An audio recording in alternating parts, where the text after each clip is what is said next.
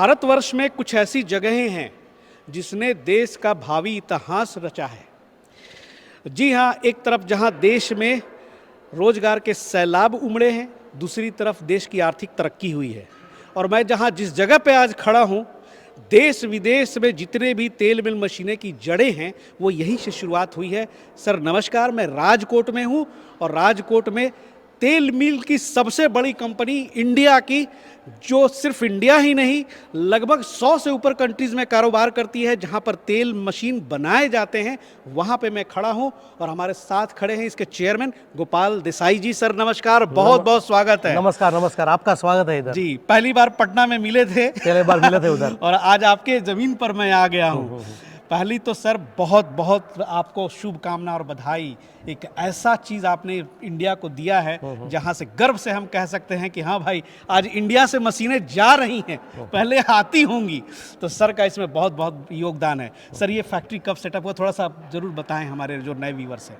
हमारी जो कंपनी है वो 1983 में रजिस्टर हुई है। अच्छा। हाँ, और तब से लेके समझो 40 साल से ऊपर हो गया है हम ये मशीनें इधर बना रहे हैं। अच्छा। और कंपनी ने काफ़ी अच्छा प्रोग्रेस किया है जी। और ये कहते हुए मुझे गर्व है कि अभी तक हमने पिछले 40 साल में कोई भी सामान इंपोर्ट नहीं किया है। अच्छा, बाहर से नहीं मंगाया है, सिर्फ निर्यात ही किया है। प्योर इंडिया, प्योर देसी, ओनली एक्सपोर्ट ही किया है हमने। कभी कोई भी सामान इंपोर्ट नहीं किया है जी। तो विदेशी हुंडिया में $1 भी हमने व्यर्थ नहीं किया है। वाह क्या बात सिर्फ है। कमाया है हमारे देश ने। सर डॉलर को वापस इंडिया में लेकर आते हैं, और इनका भी परिचय के मोहताज तो नहीं, लेकिन आपका परिचय देना होगा कि भाई जो हमारे नए दर्शक हैं जान ले, ये राहुल गुप्ता जी हैं, मशीन बाज़ार मैक्सा इंटरप्राइजेस के ऑनर हैं, चेयरमैन हैं, जो कि बिहार में काफ़ी बड़ा इनका जो है सेटअप है, और आपकी जो तेल मिल है यहीं से आती हैं। हाँ, तेल मिल का पूरा जो बिहार का काम है वो इधर से ही होता है हम लोग का। और जितने भी लोगों की को रिक्वायरमेंट है किसी भी तरह का, तो वो मतलब कि यहाँ से तेल मिल जाता है सर। हम पूरे बिहार का डिस्ट्रीब्यूटर है सर जी। तो आज ये भरोसा आपको जो है हम दिखाने के लिए, आपका भरोसा जीतने के लिए हम यहाँ पहुँचे हैं सर के पास, कि आप देख सकते हैं कि कितनी बड़ी आपका ये पूरा का पूरा, सर मैं तो घूम कर थक गया, बहुत बड़ा इलाके में फैला हुआ है। कितनी मशीनें यहाँ से सर बना लेते हैं हर महीने?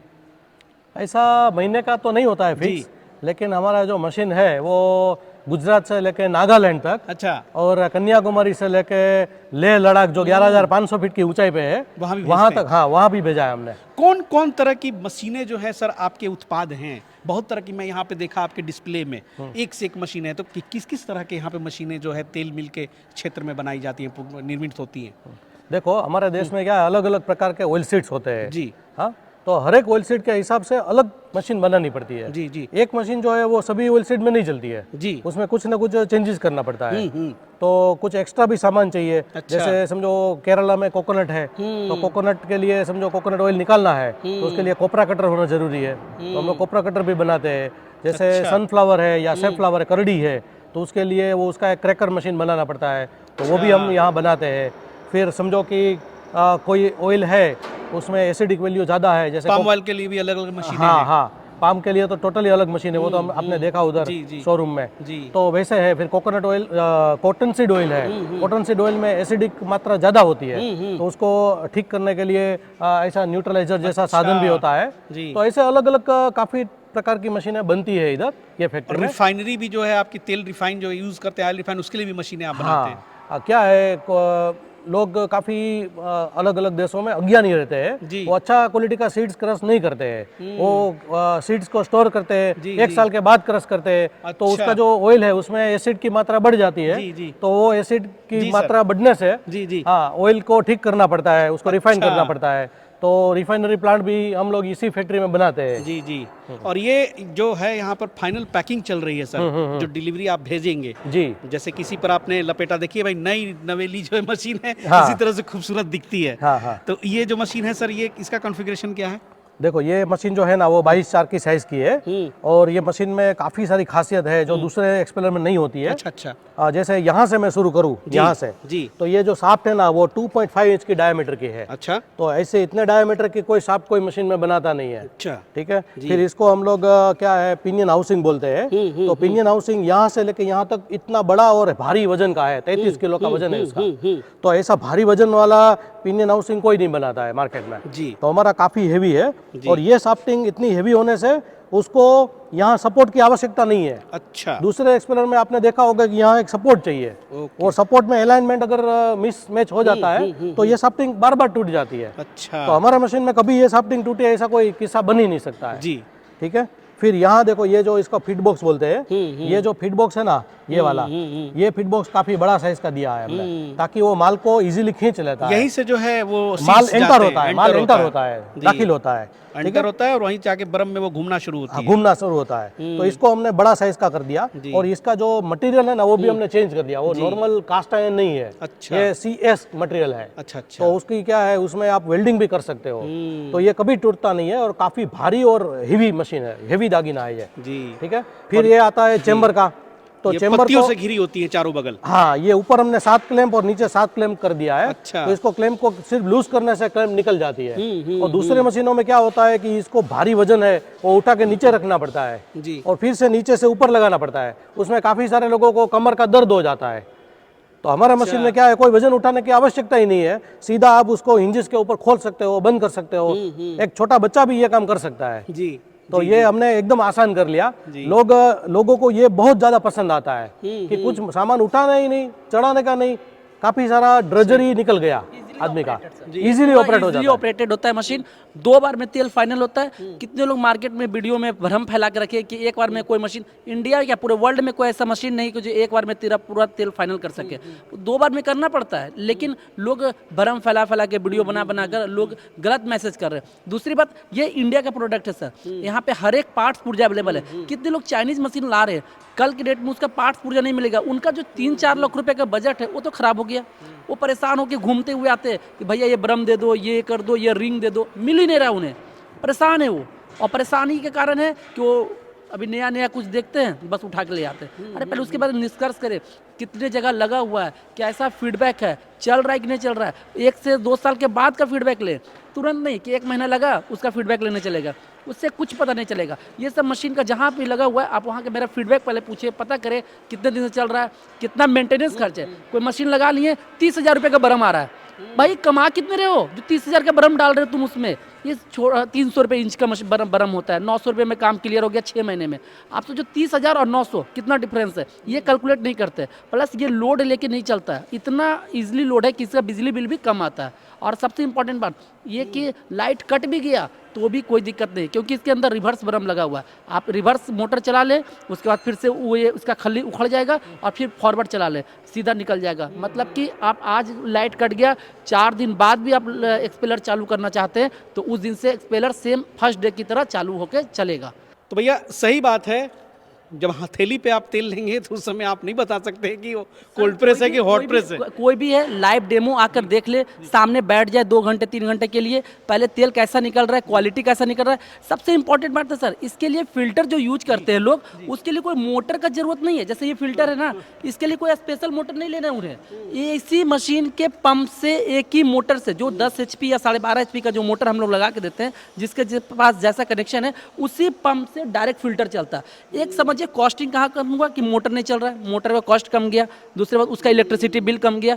लोग को इस चीज छोटी छोटी चीज़ों पे ध्यान देना चाहिए, तभी बिजनेस को बड़ा किया जा सकता है। आप सोचिएगा कि बिजनेस को सिर्फ लगा लिए और उसका कैलकुलेशन नहीं किए तो बिजनेस बड़ा नहीं हो सकता। सबसे पहले कैलकुलेशन कीजिए कि मेरा एक मोटर का मान लेते 1 घंटे का 1 यूनिट ही जा रहा है तो 10 रुपये उधर जा रहा है, और मान लेते उसका सर्विस चार्ज है वो भी 15-20 रुपये जा रहा है, तो मतलब 25 रुपये घंटा तो आप लॉस में हर एक घंटे में 25 रुपये का लॉस जा रहा है। तो ये तो प्रॉब्लम आप ही कहना है। तो उस चीज़ को भी सोच के पुरानी मशीन जितनी भी है उसके लिए अलग फिल्टर लगाते हैं, उसका अलग मोटर लगाते हैं, तो उसमें भी तो कॉस्टिंग जा रहा है, उससे भी तो प्रॉब्लम आते हैं। इस चीज़ को सर्वे करके पहले देखकर, मैं ये नहीं बोल रहा हूँ कि मैं पूरे वर्ल्ड में बेस्ट हूँ, सर्वे कीजिए 4-5 कंपनी का, उसका पार्ट्स पुर्जा मिलता है कि नहीं मिलता है, और उसका कैसे यूज करना है, कितना खर्च आता है भविष्य में इस मशीन का, कितना लॉन्ग ड्यूरेशन है, कितनी कंपनी पुरानी कंपनी है, अभी नया नया कंपनी खोला कोई और एक्सपेलर बना रहा है, उसको कुछ नॉलेज ही नहीं, एक्सपीरियंस ही नहीं है। अब सर का एक्सपीरियंस 40 साल का है, तो इस चीज़ को भी तो मैंने करता है ना। आपको पार्ट्स पुर्जा से लेके एक्सपीरियंस से लेके हर चीज़ देख के उसके बाद ही काम करना चाहिए। मैं जब पटना आया था ना तो मैंने देखा था कि वहाँ प्रॉपर्टी का रेट बहुत ज़्यादा है, बहुत महंगी है प्रॉपर्टी।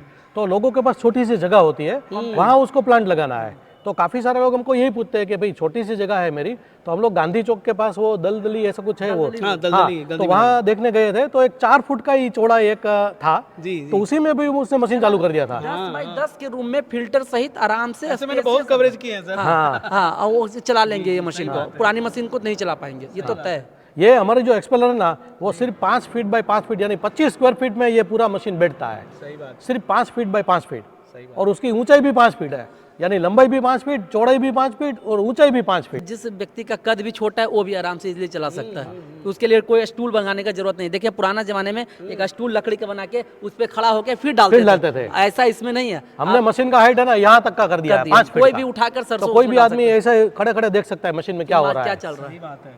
ये इस सेक्टर पे जो सर ने काम किया, तो भाई भारत गांव का देश है, और शायद आपके जो मशीन है, मैं तो देखता हूँ बिहार में लगभग मोस्टली बहुत सारे गांव में जो है आज भी टीनीटेक के प्लांट, क्योंकि बहुत पहले से सर आपकी मशीनें लगी हुई हैं, भले आप जी जी यही प्लांट चाहिए। अभी मैं आया था, सर को एक वीडियो कॉल करके दिखाया था, उस प्लांट का बुकिंग किशनगंज है, आज ही कर रहे थे सर को मैं वीडियो कॉल अभी किया, अभी करवाया, तो वो बोले कि नहीं आज ही मैं पेमेंट टोकन मनी डाल रहा हूँ। मैं बोले टोकन मनी नहीं, आप डायरेक्ट पेमेंट डालो, सेम डे मशीन लेके जाओ। मेरे यहाँ वैसा नहीं है कि आप एडवांस दो, पेमेंट लेके आइए और सेम डे माल लेके जाइए, ऐसा नहीं। फिल्टर लगी हुई है ना सर, ये सर सर कितने पे वो फिल्टर की क्या होती है डिस्क्रिप्शन सर, कितने से कितने तक के फिल्टर इसमें बनाते क्या हैं? है 14 प्लेट का फिल्टर आता है, हाँ। फिर 16 प्लेट का आता है, अच्छा। फिर 18 प्लेट का आता है और 20 प्लेट का। प्लांट के हिसाब से आप प्लांट के हिसाब से होता है। समझो कोई ज्यादा एक्सपेलर लेता है तो उसको कम फिल्टर पे चाहिए, बड़ा वाला। अच्छा, ऐसा है जी। और इधर जी, अच्छा वो कन्वेयर्स हैं, हाँ, वो सब अलग conveyor अलग है। सारे पार्ट्स आपके सजे हुए बना के ऑटोमेटिक बनाने के लिए कन्वेयर रखा हुआ है। और यहाँ पे ये जो मशीनें पूरी लाइन से लगी हुई ये है, सभी का ऑर्डर आ चुका है। अच्छा ये ऑर्डर आ चुके हैं। हाँ, ऑर्डर आ चुका है सभी का। अच्छा,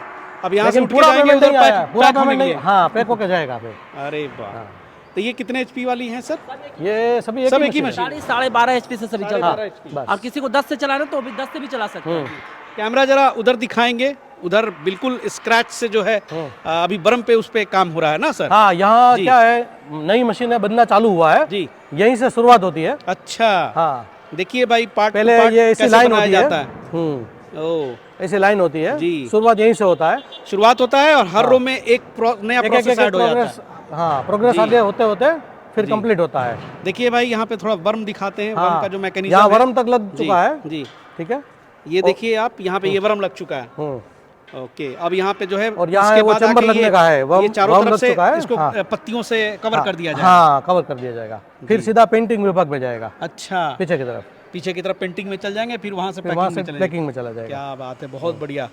और चलिए, बहुत अच्छा लगा सर, आपके प्लांट पर मैं राहुल जी के साथ आया हूँ। और एक अभी बाहर में था तो एक बहुत अच्छा चीज़ लगा, क्योंकि आपके वो बेटे थे, उन्होंने मुझे दिखाया कि देखिए ये जो मशीन जो है मैंने किसी आइलैंड पे भेजी थी जहाँ पे बिजली नहीं है, और आप स्टीम बॉयलर से जो है तेल मशीन और बिजली पैदा करने का जो है आप पूरा रिसर्च कर रहे हैं। वो ये बहुत बढ़िया सर। ये ऑस्ट्रेलिया जो है ना, ब्रिस्बेन, जी। वहाँ से 3 घंटे की फ्लाइट है। अच्छा। और वानुआटू नाम का एक कंट्री है, छोटा सा आइलैंड है जी। वहाँ पूरा आइलैंड में 1.5 लाख आदमी बसते जी। हैं, और उसकी जो बिजली है वो हमारे 3 एक्सपेलर में से निकल रही है।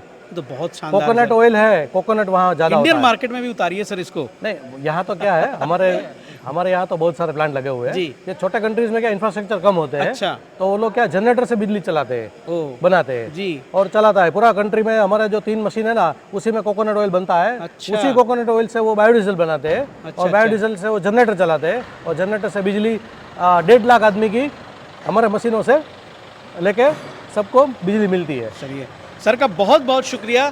सर को अभी बहुत काम भी है, आपके बहुत सारे क्लाइंट्स भी आए हुए हैं, तो सर से हम फिर मिलेंगे। फिलहाल सारी बातें मैं राहुल जी से ही थोड़ा समझ लेता हूँ। ठीक है सर, बहुत बहुत धन्यवाद हमारा साथ देने के धन्यवाद, लिए। धन्यवाद। चलिए सर, मैं आपको दिखाता हूँ कि कैसे कैसे कौन कौन से पार्ट्स जो मशीन में यूज होता है, उसका पूरा वेयर हाउस है। जी, एक जी। एक चीज मैं दिखाता हूँ जो मशीन में पूरा यूज होता है। और जब और ये भविष्य में सारे स्पेयर पार्ट्स सर आपके लिए अभी अवेलेबल सब रहते हैं? अवेलेबल है कि जो प्लांट हमसे लिए हैं, नहीं लिए हैं, या फैक्ट्री पास नहीं पहुंच पा रहे, वो भी कॉल करके आकर हमसे वो प्लांट का पार्ट पुर्जा A to Z चीज ले सकते हैं सर। बाप रे, एक एक चीज जो है हाँ, सर एक-एक, यहाँ पे जैसे सर ये अलग-अलग बरम का सेट categories है में। सर, ये बरम का पूरा सेट है। 3 इंची, 2.5 इंची, उल्टा बरम, सीधा बरम, जो भी बरम चाहिए वो टोटल आपको बरम यहाँ में, जैसे देखिए लिखा हुआ है 2.5 इंची का बरम, ये दिखाइएगा ठीक अलग है। अलग। यहाँ पे देखिए ये 7 इंची का वर्म, ठीक है। ये आपको इधर आइएगा, ये पुली का सेक्शन है। ये तो जल्दी टूटता नहीं है, लेकिन कभी किसी कारण बस किसी को प्रॉब्लम आ गया तो भी आपको यहाँ पे मिलेगा। दूसरा बात है सर, इधर ये रॉड हो गया, ये अंदर जिसमें आपका बर्म सेट होता है उसका ये पार्ट्स है, ठीक है।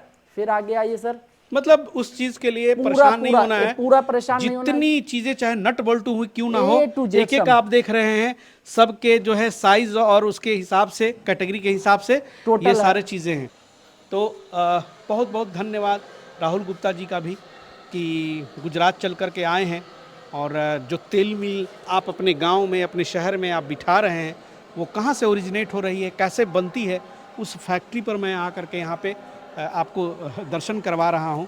और शायद ये देश का सबसे पहला देसी ऑयल मिल देने वाला ये राजकोट का टिनीटेक प्लांट ही है, सबसे बड़ी प्लांट, सबसे बड़ी प्लांट है आज के तारीख में भी।